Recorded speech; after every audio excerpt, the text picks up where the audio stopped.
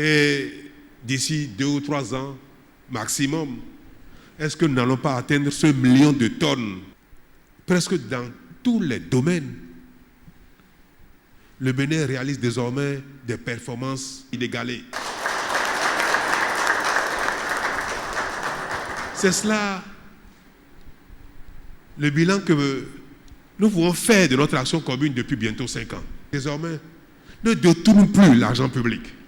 En tout cas, beaucoup moins que par le passé. C'est ce message aussi que je tenais à passer ici aussi à vous à Karimama.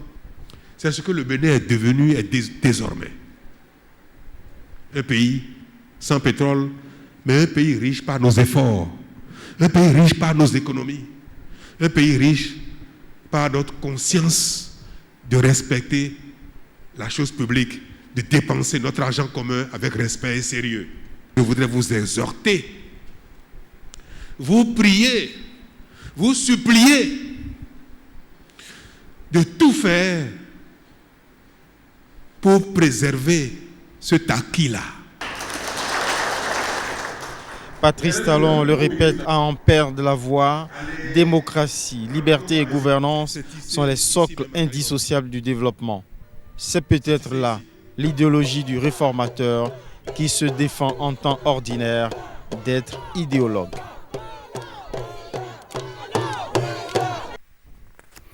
Depuis les années 60, notre pays n'a jamais été aussi bien construit. Poursuivez l'œuvre, c'est en ces termes que les populations de Ndali ont accueilli hier le chef de l'État, Patrice Talon. C'est dans le cadre de la 2e phase de sa tournée. On va retrouver en Ndali, Jérôme Moubor, Ernest Etegou, Mohamed Bior.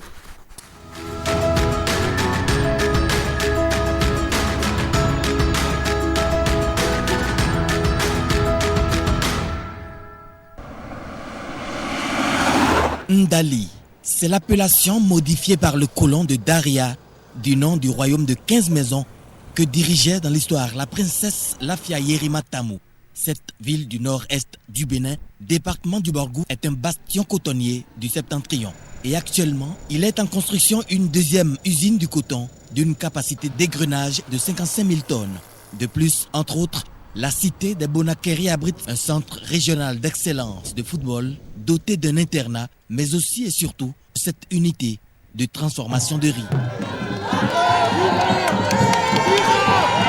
Bien que les effets de la dynamique en cours ne soient pas très visibles à Ndali, les populations ont félicité le chef de l'État pour les nombreuses réformes à impact dans le pays, sans tambour ni trompette, de façon méthodique et progressive, puis elles ont émis des souhaits. Assurer le repauvillage lourd des voies urbaines à défaut d'un programme d'asphaltage. Réhabiliter les axes routiers Ndali-Niki, Ndali-Djougou et désenclaver les localités éloignées du centre-ville par des ouvertures de voies et la réalisation des ouvrages de franchissement. Réhabiliter le tronçon Tamarou-Wenou long de 9 km, prévoir la construction d'un stade de Ndali dans les toutes prochaines programmations. Promouvoir le tourisme et l'économie locale à travers la réhabilitation des palais royaux de la commune et la protection de la mare à caïman de Bonakeri. Construire et équiper les 5 commissariats d'arrondissement de la commune afin de recueillir l'insécurité et de garantir la quiétude des populations. Mettre en service les réseaux électriques de Bori et de Begourou dont les installations sont déjà achevées. Densifier le réseau énergétique de la commune en vue de satisfaire les besoins croissants de nos ménages.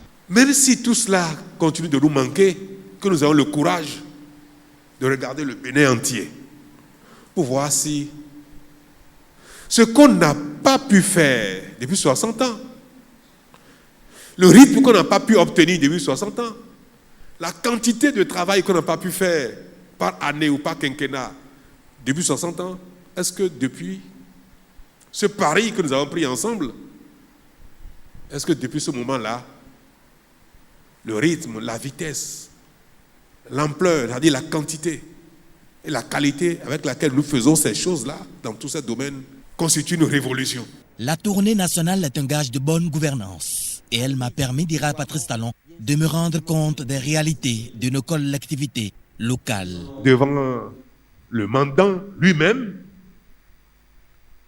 on prend davantage conscience de ce qu'on a pu faire, de ce qu'on n'a pas pu faire. Et si chaque président entrant en exercice sait qu'il doit aller devant chaque concitoyen, rend compte, je crois qu'il ferait mieux ce qu'il a à faire. Nous avons acquis des choses en liberté et la démocratie. C'est très bien, on a acquis. Parce qu'on s'est battu pour. Si on se bat pour la bonne gouvernance et pour le bien-être matériel, on va l'obtenir. Et on l'a prouvé déjà. Si nous nous battons avec autant d'ardeur pour préserver la bonne gouvernance, comme on le fait pour nos libertés, nous allons avoir la bonne gouvernance et nous aurons le développement économique. La jeunesse de la commune de Ndali, par ma voix, salue les réformes courageuses engagées par votre gouvernement et vous exprime solennellement sa profonde gratitude pour tous les projets de développement entrepris dans l'ensemble des communes du Bénin. Depuis 60 ans, notre pays n'a jamais été aussi bien construit. Poursuivez l'œuvre, ont déclaré les filles et fils de Ndali à Patrice Talon, qui a exprimé toute sa fierté de retrouver ses partenaires économiques d'hier, aujourd'hui plus que jamais engagés à regarder dans la même direction pour transformer le quotidien des populations et assurer l'avenir de ses enfants.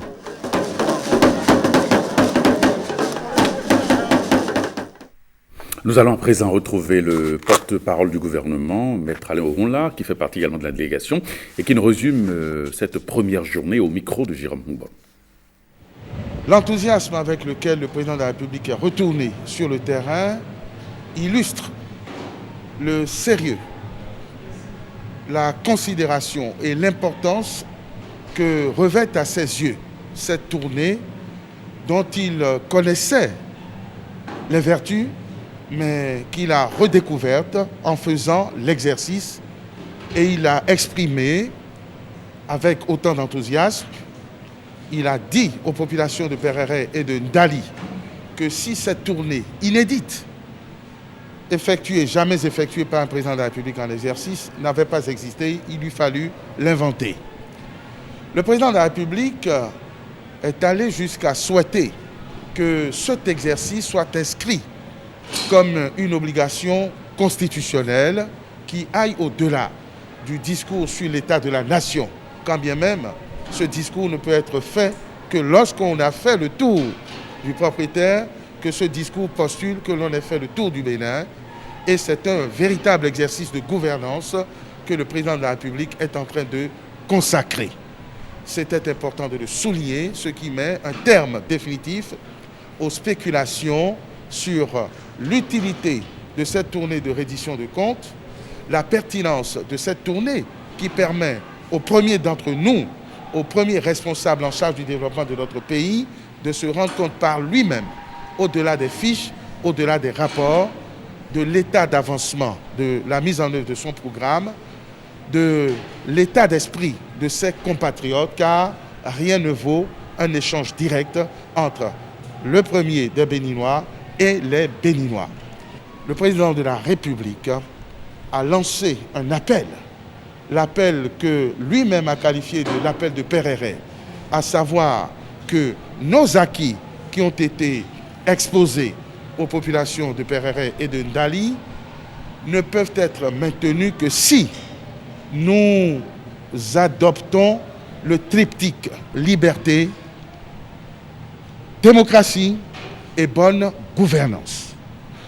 C'est-à-dire que nos compatriotes se sont toujours focalisés, sont prêts à se battre jusqu'à la violence lorsqu'ils estiment que la démocratie est menacée, lorsqu'ils estiment que leurs libertés sont menacées. Mais il est très rare de les voir se battre pour la bonne gouvernance que le président de la République a bon droit et à bon escient rappelé comme un complément nécessaire, indispensable et incontournable de notre démocratie. Donc, il appelle et tient fermement à ce que chaque Béninois retienne que les progrès économiques, que la transformation de notre pays, la modernisation de notre pays, la restructuration de notre pays, la mise sur orbite de notre pays, bref, tous les acquis dont nous célébrons l'exécution n'ont pu être possible que parce que, certes, il y a eu la Renaissance, mais cette Renaissance qui fait arrimer liberté, démocratie avec la bonne gouvernance, qui exige que des comptes soient rendus, qui exige que les ressources publiques soient utilisées avec parcimonie, qu'elles ne soient pas détournées et que l'on demande des comptes à ceux d'entre nous qui prennent des libertés vis-à-vis ou qui prenaient des libertés parce que c'est de plus en plus rare avec les deniers publics qui nous permettent d'obtenir les résultats à la satisfaction de tous nos compatriotes et des communes visitées. Et c'est cette vigilance que le chef de l'État rappelle que nous devons avoir vis-à-vis du prochain locataire de la Marina, de tous nos gouvernants qui doivent être surveillés afin que la démocratie et nos acquis soient préservés. Donc, c'est un contrôle collectif, une vigilance nationale qui sont requis auprès de tous les citoyens pour que tous les progrès que nous faisons aujourd'hui et pour les générations à venir soient préservés, soient consolidés, soient pérennisés.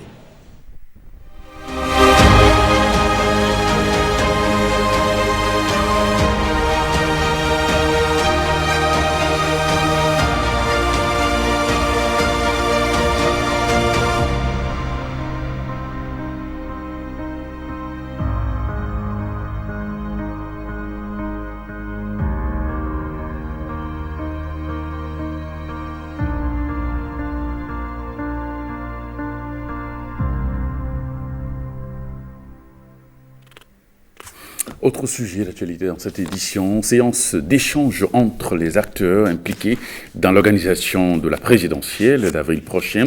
Objectif, faire le point de l'exécution des missions de chaque institution impliquée dans le processus électoral et les difficultés rencontrées. William Aguia, Benjamin Dedayon.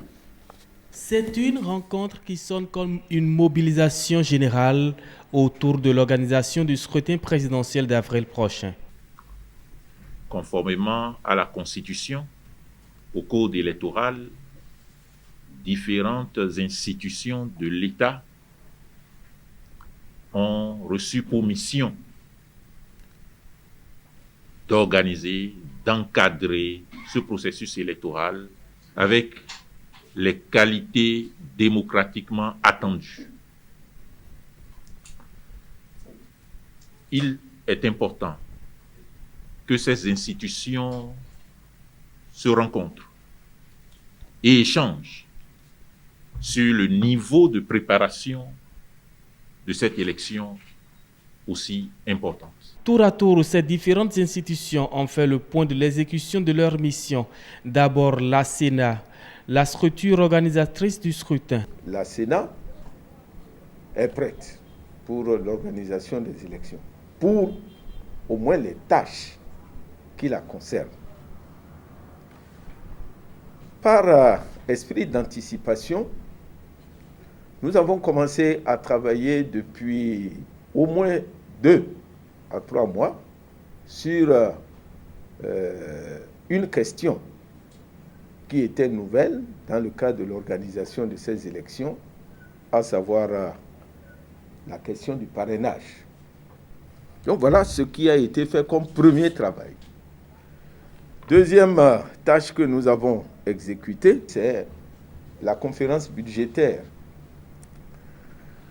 Autre activité, c'est l'élaboration du calendrier électoral, du moins le projet de calendrier électoral. Le projet est en cours de validation et va être publié bientôt. Le COSLEPI a bouclé la phase d'enrôlement des nouveaux majeurs le 5 janvier dernier. Le traitement des données va démarrer sous peu. Et nous pensons plus tard, le 25 janvier, finir ce travail pour que nous puissions intégrer, s'il était nécessaire, de nouvelles corrections et déposer la liste à la Sénat le 10 février au plus tard. La haute autorité de l'audiovisuel et de la communication, les ministères des Finances, de la Défense, de l'Intérieur, tous se disent prêts pour un bon déroulement du scrutin.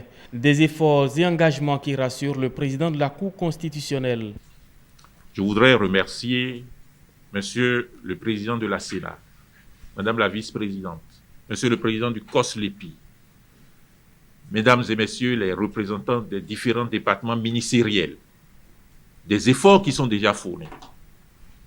Il n'a échappé à personne que l'arbitrage budgétaire a été fait et que le processus est véritablement engagé. Le scrutin présidentiel est prévu pour le 11 avril prochain. La Cour constitutionnelle, garante de sa bonne organisation, entend l'évaluer périodiquement pour garantir son bon déroulement et sa transparence. Investiture du président ghanéen Nana Akufo-Addo, qui remplit pour un second mandat, c'était hier à Accra. L'événement a connu la présence du ministre béninois des Affaires étrangères, Aurélien Agbenossi, qui représentait à l'occasion le président Patrice Talon.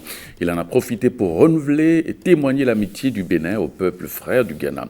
Voici le reportage de nos envoyés spéciaux, le Nek Agbazaou, Daniel Anna.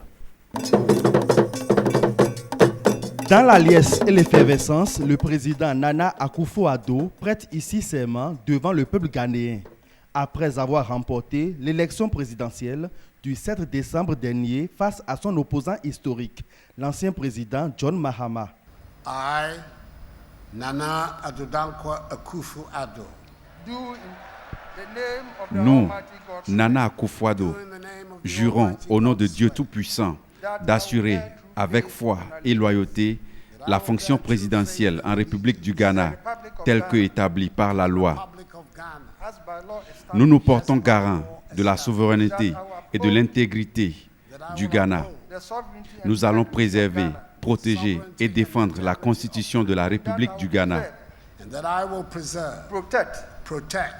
Nana Akufo-Addo est investi ici en même temps que le vice-président Mahamudu Bawumia, le leader du NPP, nouveau parti patriotique, réélu avec plus de 51% des voix, qui s'engage ici pour un deuxième et dernier mandat dans un contexte particulier, appelle à l'union.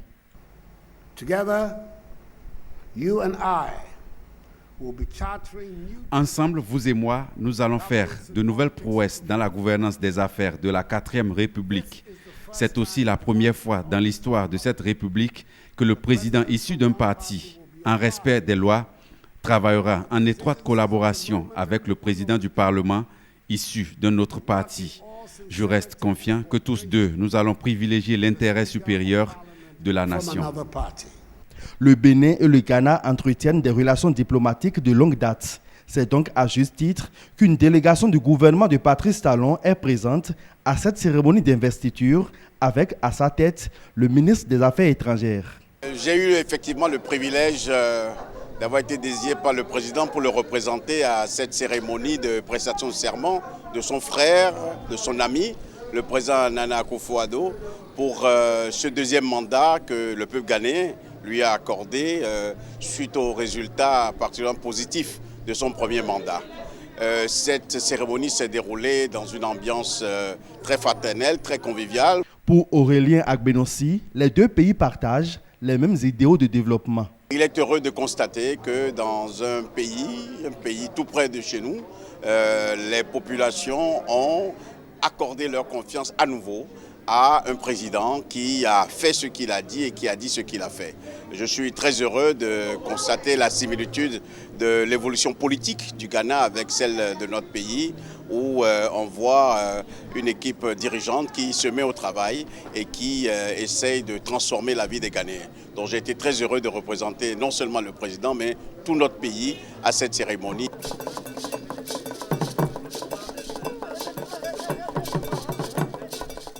Le Ghana est un exemple de stabilité et de démocratie dans la sous-région. Le nouveau mandat de Nana Akufo-Addo va durer 4 ans. Après plusieurs années de mise en œuvre du plan directeur de la recherche agricole, une évaluation a été demandée et obtenue par les chercheurs. Ce travail intellectuel a été fait et a abouti à un rapport qui est au cœur d'un atelier à l'Institut national de recherche agricoles du Bénin. Jean-Claude James. Dans ce document d'environ 200 pages sont consignés les résultats de l'évaluation de la mise en œuvre du plan directeur de la recherche agricole, fruit du travail d'un groupe restreint soumis à un parterre d'experts. Le système national de recherche agricole du Bénin désormais auréolés, nous sauraient porter les fruits attendus sans une boussole aussi. Conviendrez-vous avec moi que l'existence d'une telle boussole ne saurait être réalité sans l'évaluation du chemin parcouru par la recherche agricole nationale? Après tout ce temps passé, on s'est rendu compte que des choses ont été faites, mais beaucoup de choses quand même qui avaient été prévues aussi n'ont pu être mises en œuvre. Des réflexions ont été menées un peu par rapport à tout ça pour voir, et on s'est rendu compte que le plus grand problème que la mise en œuvre de ce plan directeur a eu, c'est les ressources. Les ressources humaines n'ont pas été au rendez-vous, les ressources financières n'ont pas été au rendez-vous, mais il y a encore le plus grand problème qui reste encore intact et que nous pensons que bientôt le gouvernement doit pouvoir se pencher dessus, c'est le plan de recrutement. Parce qu'en matière de ressources humaines, nous avons eu de graves insuffisances qu'il va falloir très rapidement combler. Cet atelier dure 2 jours et constitue un véritable creuset d'échange entre acteurs du secteur agricole. Il est attendu des présentes assises que vous appréciez et au besoin contribuez à améliorer les informations contenues dans le document soumis à votre appréciation.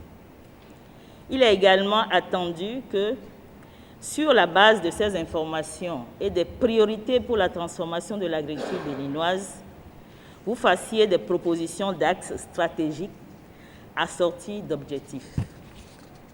Ces différentes informations devront alimenter le plan stratégique de la recherche agricole, dont l'élaboration suivra dans les prochains jours. Désormais, dans le domaine de la recherche agricole, un nouveau chemin est en train d'être tracé au profit de l'agriculture béninoise. Et parlons maintenant de la phase écrite de l'examen national de licence ce vendredi au CEJ Agla de Cotonou. Plus de 5000 candidats prennent part à cet examen dans 57 filières. Les épreuves ont été lancées par la ministre de l'Enseignement supérieur de la recherche scientifique, Arcel Dancy Benodjoué. 8h30, Éléonore Yaïla Descamps déballe les épreuves au vu des étudiants géomètres et topographes. Le top de la phase écrite des examens nationaux de licence est donné. Je dois dire quand même que cet examen intervient après l'étape pilote des 3 ans pour lesquels le bilan qui a été fait a permis au gouvernement d'aller sur l'option de la pérennisation. Et pour cette option, la première édition des examens nationaux commence aujourd'hui pour la phase écrite. Et on doit signaler quand même que la phase pratique a déjà commencé depuis le début de la semaine. Et pour ce centre, nous avons constaté que certaines filières ont été assez particulières, en ce sens que soit vous n'avez pas du tout de présence féminine ou alors de présence féminine très réduite. Pour le compte de ce jour, le centre de composition du CEG Les Pylônes abrite 30 salles, avec au total 554 candidats, répartis dans 7 filières, à savoir agronomie, 150 candidats, journalisme, 112 candidats, communication multimédia, 5 candidats, bâtiments et travaux publics, 190 candidats, géomètres et topographes, 15 candidats, hôtellerie-restauration, 60 candidats, 62 candidats du moins, et tourisme, loisirs, 60 candidats. Je voudrais rappeler que les gestes anti-Covid sont respectés. On a pris toutes les dispositions pour que tout le monde compose sans contamination. L'organisation de cet examen revêt un intérêt capital. Mon sentiment, c'est que, à vue d'œil et aussi vu de près, l'organisation des examens est irréprochable. Il y a un savoir-faire ancien qui est à l'œuvre et dans tout le tour qu'on a eu à faire, on a remarqué ça. Vous savez, on parle aujourd'hui de l'avenir de la jeunesse et par rapport à cet avenir, il faut un ensemble de mécanismes. Et au nombre des mécanismes trouvés ingénieusement par le Bénin, c'est les examens nationaux qui viennent d'être pérennisés suite à des discussions et suite à un certain nombre de situations mises en place pour cadrer avec les besoins à la fois de nos habitudes nationales, mais de la mondialisation. 5275 candidats composent sur toute l'étendue du territoire national dans 2 matières, à savoir tronc commun et spécialité. Le 10 janvier prochain, c'est bien la célébration des religions endogènes, mais en attendant, nous, depuis plusieurs jours, on fait une sorte de zoom sur les variantes de Vodun, la portée spirituelle du Vodun. Eh bien, le Vodun n'est pas Dieu, mais plutôt une force qui sert d'interface entre le Créateur et les humains. En cette matière se cache un ensemble d'esprits, comme le précise ici Ronan Adam Canlin au micro de Stanislas Linkmont.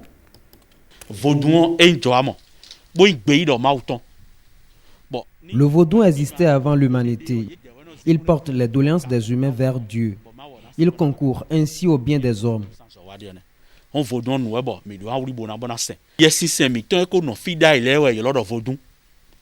C'est en fait l'ensemble des esprits qui planaient sur terre et qu'on appelle vaudou.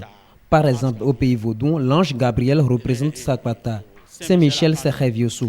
Et quand on parle de Saint-Michael, sachez qu'il s'agit de la divinité d'An. Et Saint-Jean symbolise goût dans notre culture.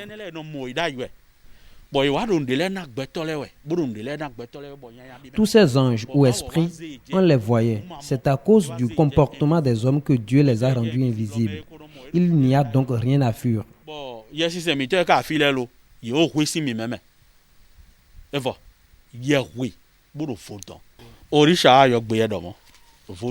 En Yoruba, on parle de Orisha, alors qu'en Fongbe, on parle de Vodou. Pas donc de différence. Pour mémoire, à l'arrivée des colons, ces derniers ont constaté que nos aïeux vénéraient 3 mottes de terre consacrées. À la question de savoir à quoi cela leur servait, nos parents répondaient en ces termes.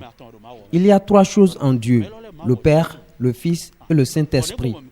Ils ont conclu que ceux-ci adorent Dieu, mais d'une façon différente de la leur.